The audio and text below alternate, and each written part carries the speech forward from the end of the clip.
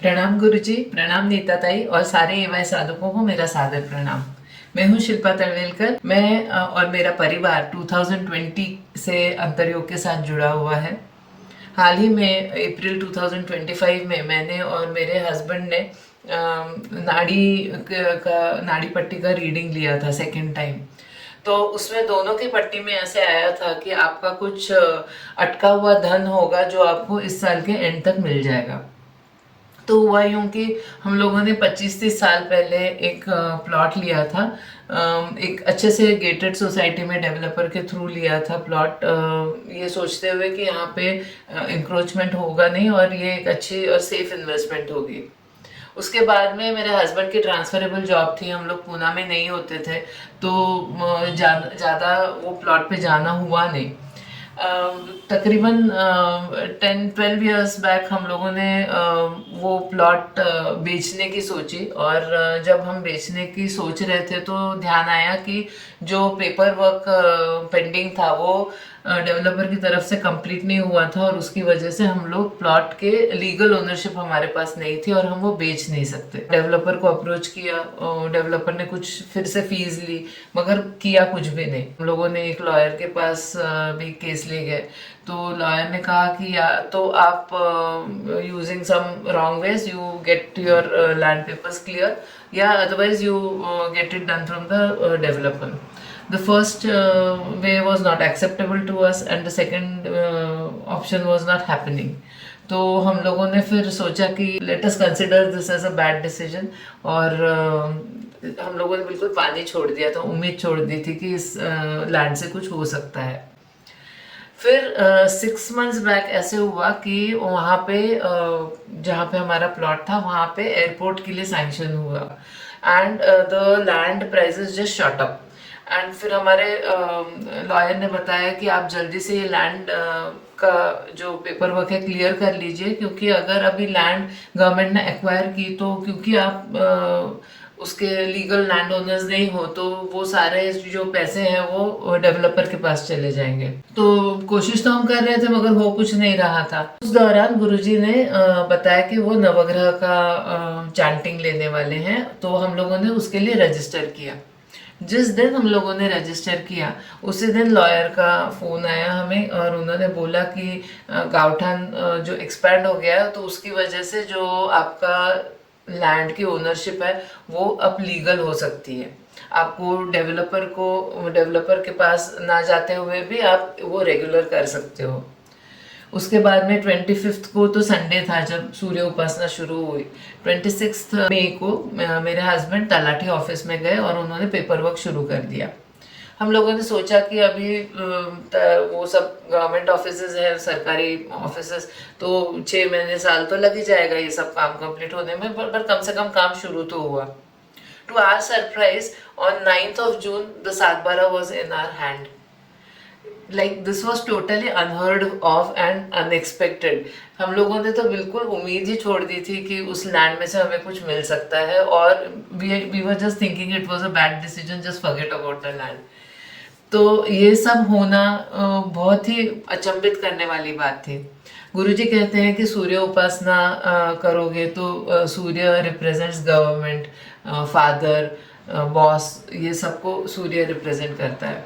तो हमें लगा था अभी the ground position, the rule position जो चेंज हुई है वो शायद हमारे सूर्य उपासना की वजह से हुई है, मगर ये 7/12 भी इतने जल्दी मिल जाएगा ये तो it was just beyond our imagination. उसी के साथ मेरे फादर कुछ 6 साल पहले उनकी कैंसर की वजह से डेथ हो गई थी and the death happened in such abrupt and such conditions that I had not resolved from that loss. Lot of anxiety and guilt, resentment was there in my heart regarding his death. And जब मैं सूर्य उपासना कर रही थी, गुरुजी का जो ज्ञान खंड है वो सुन रही थी, जब गुरुजी कहते थे कि अपने पिता का स्मरण करो, पता नहीं कैसे मगर धीरे धीरे करके I came to terms with everything. वो सारी जो एंजाइटी थी, सारा जो नेगेटिव से ज़्यादा वो बहुत घुटन सी हो रही थी, वो सब शांत हो गई और इतना रिजॉल्व और इतना क्लोजर मिला मुझे। बहुत शांति महसूस करने लगी मैं। ये 10-12 दिन में ही अपने आप होते गया। ये अभी सूर्य उपासना तो है, वो यूट्यूब वेब पे भी अवेलेबल है, लोग वहाँ से भी देख के कर सकते हैं। तो ये फिर फर्क इतना क्यों आया? तो ये फर्क आया क्योंकि ये जो सूर्य उपासना है, ये तो एक तो गुरुजी का ज्ञान जो गुरुजी देते हैं सूर्य उपासना के साथ, और दूसरा है कि जो उपासना आप गुरु सानिध्य में गुरुजी के साथ चैंटिंग करो, तो उसका लाभ जो होता है वो और किसी साधना से मिल नहीं सकता। उसकी जो फलश्रुति होती है, जो कही हुई गई है कि ये फलश्रुति है, ये वास्तव में हो सकती है कि जब आप गुरु सानिध्य में इसको करो। और इसका पूरा पूरा अनुभव मुझे आया है। ये अभी नहीं, हमारी फैमिली के साथ ये इतनी बार हुआ है कि आप मन में सिर्फ मन बना लो कि आपको ये शिविर करना है या गुरुकुल जाना है, and things just align so beautifully for us that it is beyond imagination. Guruji हमेशा कहते हैं कि आपका कोई भी काम होता है तो वो ऐसे होता है जैसे आप पत्थर पे 100 हथौड़े मार रहे हो। जब 100वां हथौड़ा मारते हो तब वो पत्थर टूट जाता है, मगर it's not that 100th hammer that you are hitting does the work. The first 99 strokes are equally significant as the 100th one. तो ये जो चैंटिंग हम कर रहे थे, that was the 100th stroke of that hammer, जिसकी वजह से all the locks open and all our problems just got sorted with like miraculously. But what was those 99 hammer strokes? तो वो थी गुरु कृपा। और जो गुरुजी से गुरुजी हमें जो पिछले 5 साल से ज्ञान दे रहे हैं, उसकी वजह से जो हर चीज़ में हमारे हर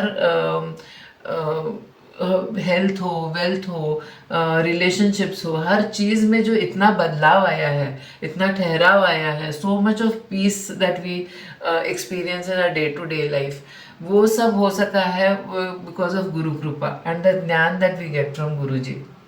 ये गुरु जी का ज्ञान हमें ऐसे ही मिलता रहे, और हम गुरु सानिध्य में हमेशा रहे, गुरु कृपा हमारे पे होती रहे, यही मेरी आशा है और यही मेरी इच्छा है। इसी के साथ मैं अपनी टेस्टिमनी खत्म करती हूँ। धन्यवाद गुरु जी। ये आपकी भी कहानी हो सकती है। आइए अंतर योग की जीवन शैली को अपनाइए। जीवन परिवर्तित करने वाले ज्ञान सत्र और शक्तिशाली साधनाओं का लाभ लेने के लिए अंतर योग के लर्निंग पोर्टल को अवश्य भेंट दें। हजारों लोगों के दिव्य अनुभव सुनने के लिए अंतर योग के YouTube चैनल को जरूर सब्सक्राइब करें और बेल आइकन दबाएं। चलिए हम सब आचार्य उपेंद्र जी के साथ मिलकर अपने भारतवर्ष को विश्व गुरु बनाते हैं। जय हिंद।